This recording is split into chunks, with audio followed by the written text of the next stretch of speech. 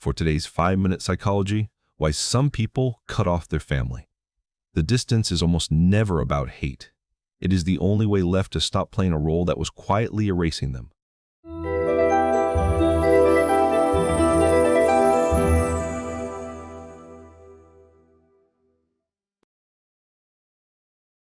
Some people don't cut off family because they stopped caring.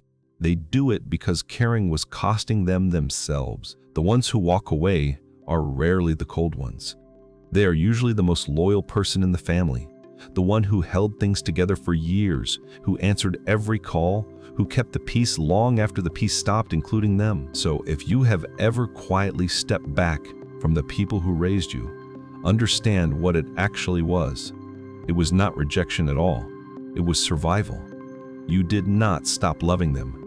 You simply ran out of ways to love them without losing yourself. What most people never see is the role underneath, because the part you played in that family had a name long before you did.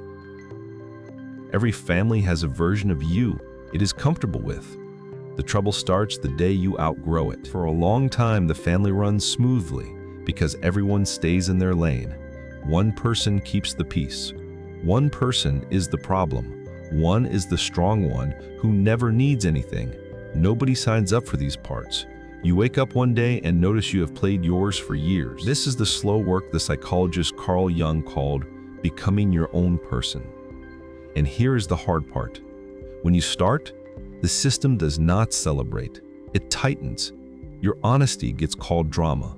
Your boundary gets called selfishness. The family is not being cruel. It is pulling a loose piece into place. So hear this clearly.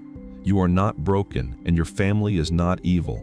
A system was protecting its balance, and you were the part it could not lose.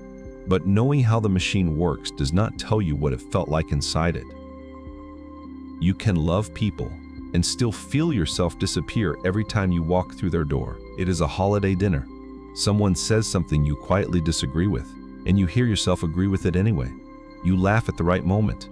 You play the part so well, no one notices you left. On the drive home, you go quiet and cannot explain the hollow feeling after seeing the people you love most. Underneath it sits a belief you never said out loud. I am allowed to belong here only as the version of me that keeps everyone comfortable. But you did not choose that belief.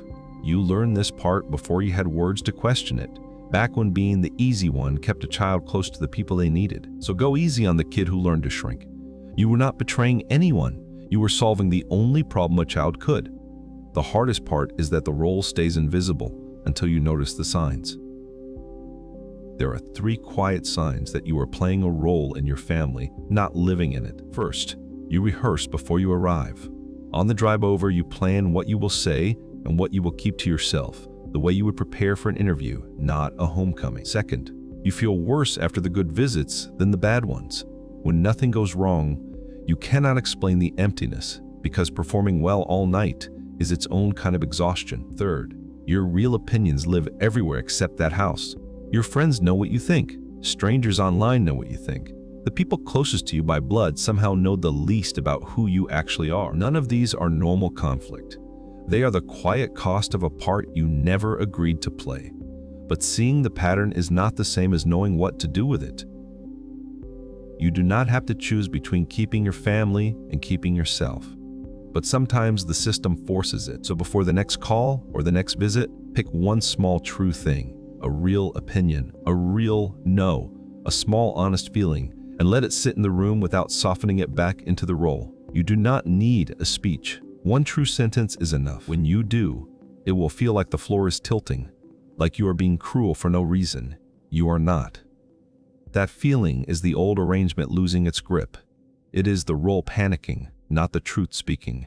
Let the ground move. You are not losing your goodness.